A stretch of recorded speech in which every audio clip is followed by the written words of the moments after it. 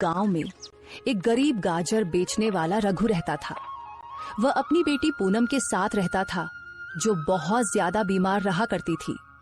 रघु के पास एक छोटा सा खेत था, जहां वह गाजर उगाया करता था। रघु रोज अपनी टोकरी में गाजर रखकर पूरे गांव में घूम घूम कर बेचता था। गाजर ले लो गाजर, ताजा ताजा गाजर। हे भगवान, आज एक भी गाजर नहीं बिकी।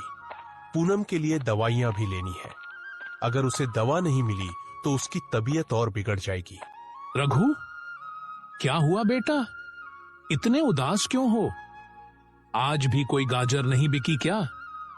मैं तो कहता हूं ये धंधा छोड़कर सेठ भूषण के पास काम पर लग जाओ। वह तुम्हें अच्छे खासे पैसे भी दे देगा। या फिर तुम अपने खेत में कोई और सब्जी उगा लो। नहीं काका, मेरा इससे गुजारा हो जाता है। सेठ भूषण के पास अगर कभी जरूरत हुई तो मैं जरूर काम करूंगा।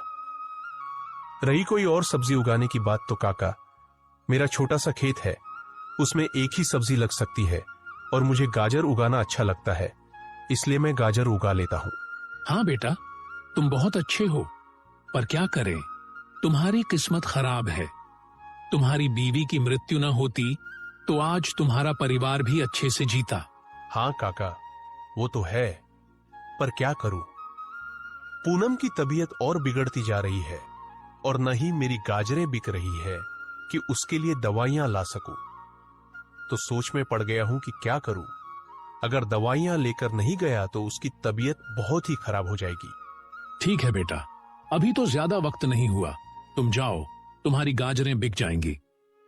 गाजर ले लो गाजर, ताजी ताजी गाजर। रघु आवाज लगाता हुआ जा रहा था कि सामने एक औरत खड़ी थी। उसने रघु से कहा, रघु भाई, इतना समय लगा दिया, मैं कब से आपका इंतजार कर रही हूँ। मेरा बेटा रो रहा है, मामा गाजर का हलवा बनाकर दो।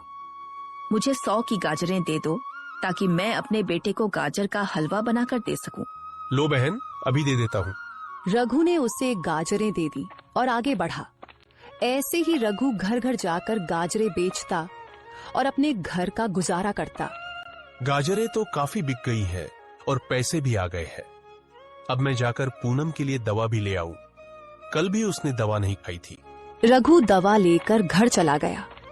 घर आकर उसने अपनी बेटी की ओर देखा, जो उदास सी बैठी थी। बेटी, देखो, मैं दवा लेकर आया हूँ, दवा खाओ, तुम्हें अच्छा लगेगा। पिताजी, आप जानते हैं मैं ठीक नहीं हूँ, मेरा सिर बहुत दर्द कर रहा है।